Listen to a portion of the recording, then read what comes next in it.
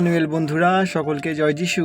আজকের বাক্য হচ্ছে যে আত্মিক যুদ্ধে আমাদের সেই আত্মিক যুদ্ধে যে বাক্য ঈশ্বর আমাদেরকে দিয়েছেন সেই বাক্যগুলো আমরা অধ্যয়ন করব। আজকে প্রথম অধ্যয়ন করব ইফিসীয় 6:12 আর 13।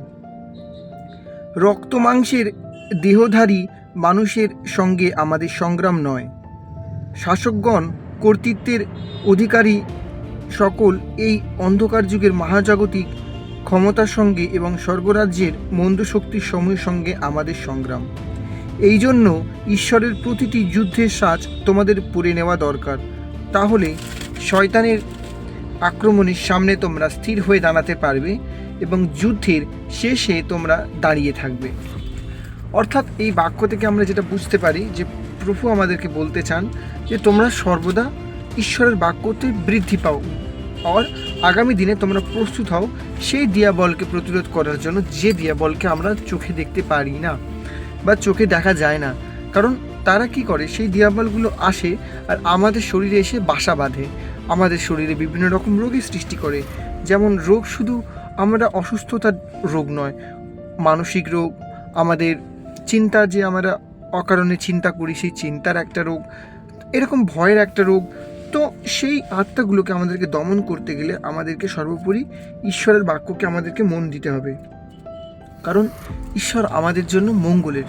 তাই যখন আমরা যুদ্ধস্থানে দাঁড়াবো তখন সর্বদা আমরা ঈশ্বরের বাক্যকে স্মরণ করব, কারণ যুদ্ধের সময় তুমি শয়তানের বাক্যকে স্মরণ করলে সে তোমাকে বলবে আরও বিপদের দিকে এগিয়ে যা, সে মজা করবে, সে তোমার জন্য উপহাস্য করবে, সে ঠাট্টা করবে।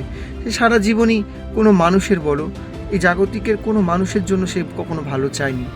শয়তান সর্বদা চেয়েছে যে মানুষ তার দাস হয়ে থাকুক, আর ঈশ্বর বলেন যে তোমরা শয়তানের দাস কেন হয়ে থাকবে, তোমরা আমার প্রিয় পুত্র, তোমরা আমার সন্তান, তোমরা হচ্ছে সেই স্বর্গের রাজক দূতগণ বর্গগণ, এবং তোমরা পবিত্র, এবং তোমরা হচ্ছে এক একজন সেই স্বর্গরাজ্যের দূত। তাই তোমরা কোনো সাধারণ মানুষ নয়, তোমরা সেই অসাধারণ মানুষ। তাহলে অসাধারণ মানুষ যখন তোমরা, তাই তোমাদের প্রতিটা দিন বাক্যতে অধ্যয়ন করতে হবে। তোমাদের কাছে বাক্য হচ্ছে সেই বাক্য, যখন তুমি এই বাক্য পড়ছো, এই বাক্য যখন তুমি উঠাচ্ছ, এই বাক্য যখন পবিত্র বাইবেল তুমি পড়ছো বন্ধুরা, এই যে পবিত্র বাইবেলটা আমি সর্বদা আমার কাছে আমি নিয়ে থাকি এবং পড়াশোনা করি। যখন তোমরা এটা পড়ছো তখন সর্বদা মনে রাখতে হবে বন্ধুরা, এটা যে প্রত্যেকটা অক্ষর একটা আগুনের মতো, এই প্রত্যেকটা অক্ষর হচ্ছে সেই জীবন্ত পবিত্র আত্মার দ্বারা লিখিত হয়েছে। কারণ পবিত্র আত্মা, এই যে মথি, মার্ক, লুক, জন, করন্থীয়, ফার্স্ট করন্থীয়, থিসক্লেনীয়, তারপরে তিমোথি, যত যারা আছে, পৌলস যারা আছে, এরা প্রত্যেকে পবিত্র আত্মার সাহায্যে এই পবিত্র গ্রন্থাগার অতি যত্ন সহকারে এবং প্রার্থনা সহকারে এটা লেখা হয়েছে। তাই বন্ধুরা সর্বদা ঈশ্বরের প্রতি বিশ্বস্ত থাকতে হবে। আর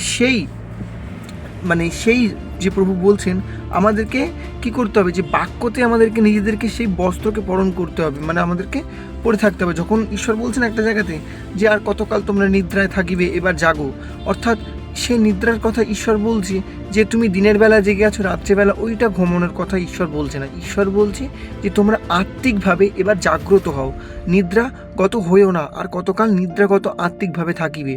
কারণ দেখো, যখন তুমি আত্মিকভাবে তুমি জাগ্রত হবে তখন তুমি ঈশ্বরের বাক্যকে বুঝতে পারবে।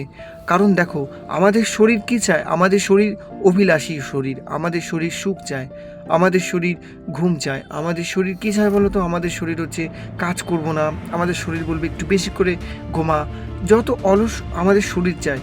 তাই আমাদের যুদ্ধ হচ্ছে আত্মার বিরুদ্ধে। কারণ আমাদেরকে তাই ঈশ্বর বলে যে সর্বদা পবিত্র আত্মায় চলো, তোমরা শরীরের অংশের শরীরের বশে চলো না, পবিত্র আত্মার দ্বারা চলো। কারণ আত্মিকভাবে আর কতকাল ঘুমাইবে, আত্মিকভাবে এবার তোমরা জাগ্রত হও, ঈশ্বরের বাক্যকে গ্রহণ করো। কারণ দেখো, সদাপ্রভু নিকট, খুব সন্নিকটে। তাই তোমরা সর্বদা ঈশ্বরের প্রতি বিশ্বস্ত থাকো। জয় যিশু।